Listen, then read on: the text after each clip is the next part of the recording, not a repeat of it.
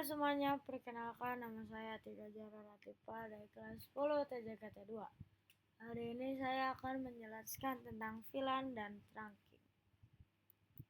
Oke, di sini saya pertama akan menjelaskan pengertian VLAN, fungsi utama, cara kerja, dan jenis-jenis VLAN. Lalu ada pengertian trunking, cara kerja, dan kesimpulan.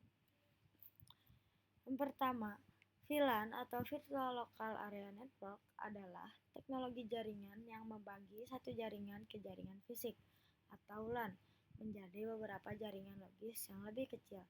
Berdasarkan koneksi logis dan bukan fisik, teknologi ini memungkinkan perangkat dikelompokkan sesuai fungsi atau keamanan tanpa harus mengubah kabel atau menambah perangkat keras baru. Fungsi utama yaitu keamanan, mengisolasi lalu lintas data sehingga akses antar departemen dapat dibatasi, contohnya keuangan dan tamu.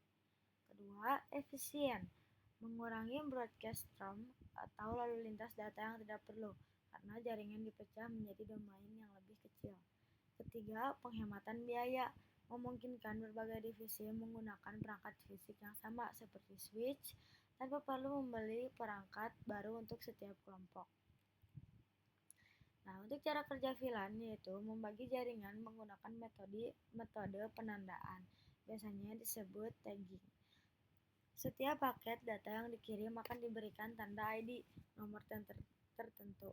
Perangkat jaringan seperti switch yang telah dikonfigurasi akan membaca tag tersebut dan hanya meneruskan paket data ke perangkat tujuan yang berada di dalam nomor VLAN yang sama.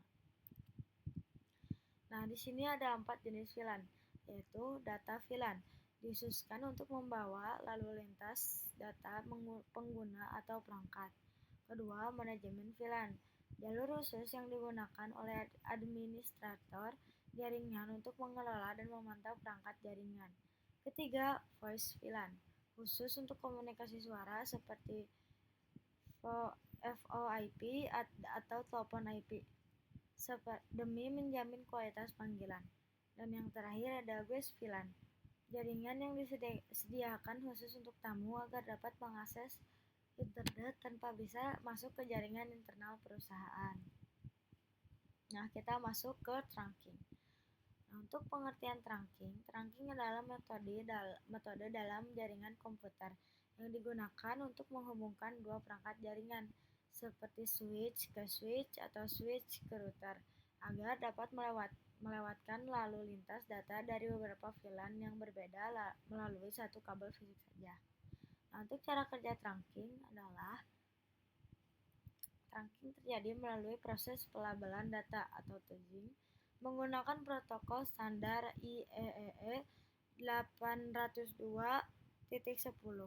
Saat sebuah perangkat mengirimkan data, switch asal akan menyisipkan label berisi VLAN ID ke dalam paket data tersebut sebelum melepasnya ke kabel fisik trunk. Label ini memungkinkan satu kabel membawa lalu lintas dan berbagai VLAN secara bersamaan tanpa tercampur. Begitu paket sampai di switch tujuan, label tersebut akan dibaca dan dicopot sehingga paket data kembali bersih untuk dituliskan secara tepat ke perangkat komputer penerima dan berada di VLAN yang sama. Untuk kesimpulannya, trunking ada dua teknologi yang saling melengkapi untuk menciptakan efisien keamanan dan 3,25 penghematan biaya dalam jaringan skala besar.